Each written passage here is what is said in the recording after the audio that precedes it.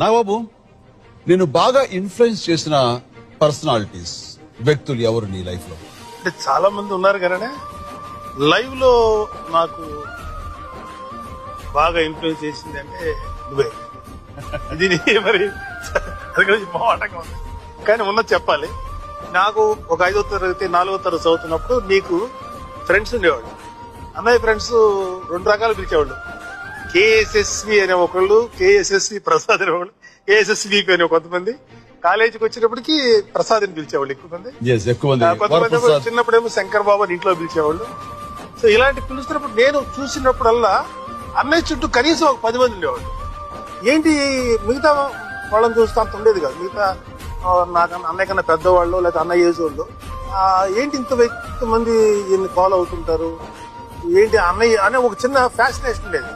So మా అన్నయ్య నాకు ఒక హీరో లాగా.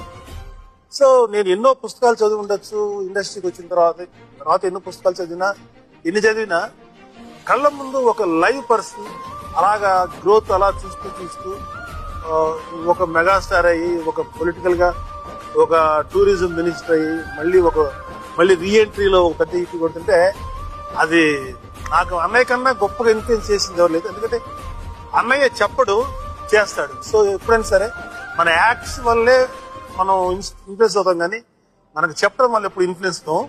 ఆ విధంగా చూసుకుంటే నాకు అన్నయ్య చాలా ఇన్ఫ్లుయెన్స్. అండ్ ఫ్యామిలీ రిలేషన్స్ లో బహుశా అన్నయ్య కనుక మాకు ఒక ఇంటి పెద్దగా పుట్టకపోయినా, అన్నయ్య మా ఇంట్లో పుట్టకపోయినా ఇంత ఫ్యామిలీ వాల్యూస్ మాకు తెలిసేది కాదు. ఎందుకంటే ఇప్పటికైనా సరే మొన్న కూడా అన్నయ్యతో తిట్టుకున్నాను.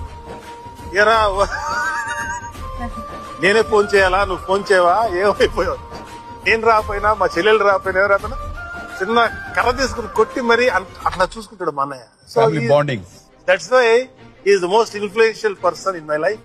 గొప్ప వ్యక్తివి చూస్తే అది ఒక అదృష్టం. So influencing by you is much greater than reading.